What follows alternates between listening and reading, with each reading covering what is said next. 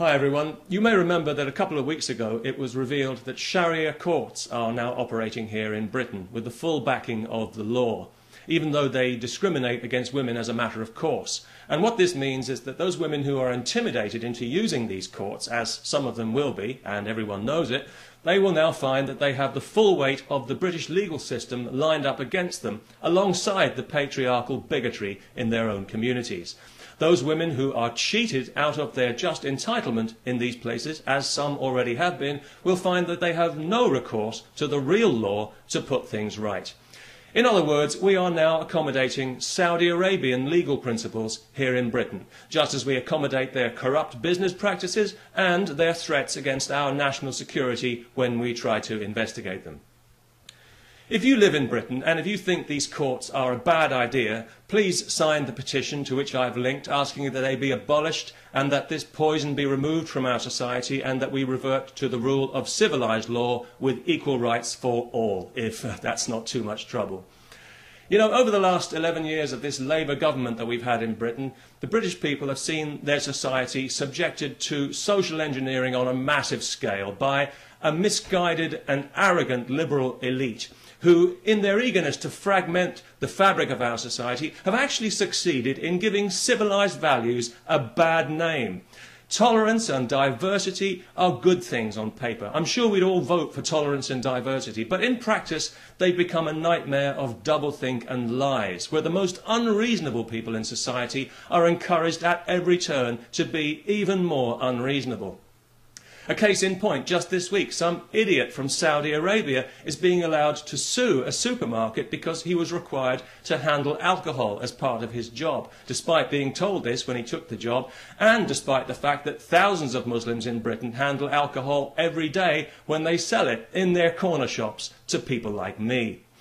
I do find it quite ironic that Islam forbids intoxication when you consider how many Muslims are seemingly so intoxicated by their religion, especially in Saudi Arabia. So it was no surprise to me to hear that this idiot was from Saudi Arabia, because I think we all know that that entire country is mentally ill. The Saudis would have us believe that theirs is the purest form of Islam. Well, I don't know about that, but it's certainly the nuttiest form. It's barking mad, if you'll pardon the canine metaphor, and it's pig ignorant, even if you won't.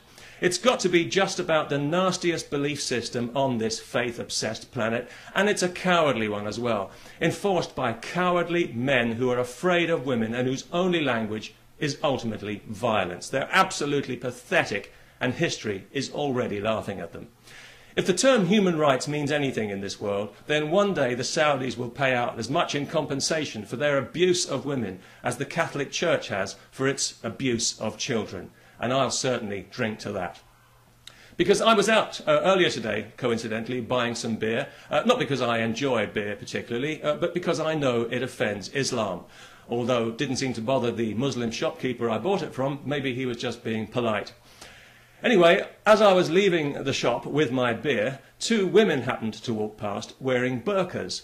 Nothing too unusual about that, not anymore, not in London anyway, and nobody really paid it much attention, apart from one small child who I overheard describing them to her mother as letterbox ladies, which I thought was actually quite inventive and rather charming. But of course it was also deeply offensive, so we had the child put to death.